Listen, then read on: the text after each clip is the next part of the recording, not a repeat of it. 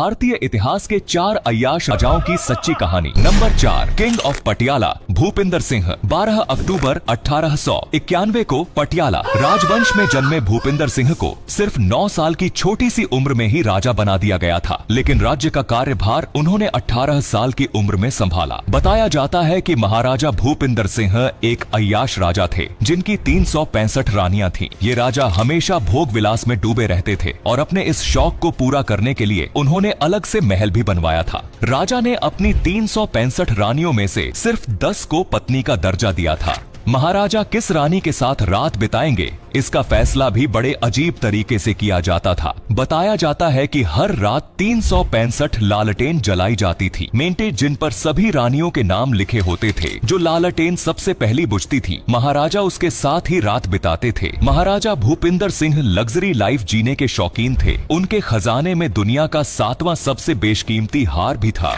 जो चोरी हो गया था। इतना ही नहीं, पटियाला पैग नाम भी भूपिंदर सिंह ने ही दिया था। भूपिंदर सिंह के पास अपना पर्सनल एयरक्राफ्ट भी था। लग्जरी लाइफ के शौकीन महाराजा के पास 44 रोल्स रॉयस कार भी हुआ करती थी। भूपिंदर सिंह ने अय्याशी की सभी हदें पार कर दी थी। उन्होंने रंगरलियां करने लिए एक स्पेशल महल लीला का निर्माण कराया था। बताया जाता है कि लीला महल में किसी को भी कपड़े पहनकर आने की इजाजत नहीं थी, सिर्फ निर्वस्त्र महिलाओं को इस महल में एंट्री दी जाती थी। इतना ही नहीं, यहाँ French beautician, Indian plastic surgeon, perfumer और फैशन डिजाइनर रखे हुए थे, जिससे राजा अपने हिसाब से अपनी रखैलों को तैयार करवाते थे। नंबर 3, अलाउद्दीन खिलजी। अलाउद्दीन खिलजी दिल्ली सल्तनत का दूसरा पावरफुल रूलर था। डस अलाउद्दीन एक बेहद क्रूर और अय्याश शासक था। बताया जाता है खिलजी का हरम उसकी अय्याशियों का सेंटर था, जिसमें हजारों महिलाएं तो थीं ही, साथ ही कई पुरुष भी शामिल थे, क्योंकि अलाउद्दीन पुरुषों के साथ साथ महिलाओं का भी शौक रखता था। ऐतिहासिक सबूतों की माने तो उसके हरम में लगभग 50,000 पुरुष रखे जाते थे। इनमें से कई पुरुष उसके दरबार के उच्च पदों पर थे, जबकि दूसरी उसकी खुद की सेवा में लगे रहते थे। खिलजी ने अपने हरम को राजसी महलों में बदल दिया था, जहां उसकी इच्छाओं को पूरा करने के लिए सभी साधन मौजूद थे। खिलजी की महिलाओं और पुरुषों दोनों के प्रति उसकी सेक्सुअल डिजायर्स के बारे में कई कहानियां हैं। उसके दरबार में कई टैलेंटेड और सुंदर पुरुष थे, जिन्हें वह खास तौर पर पसंद करता था। खिलजी की सेक्सुअल डिजायर्स को पूरा करने के लिए दरबार में डांस, म्यूजिक और दूसरे एंटरटेनमेंट प्रोग्राम्स को ऑर्गेनाइज किया जाता था। इस तरह अलाउद्दीन खिलजी का शासनकाल केवल उसके पॉलिटिकल और मिलिट्री ऑपरेशंस के लिए नहीं,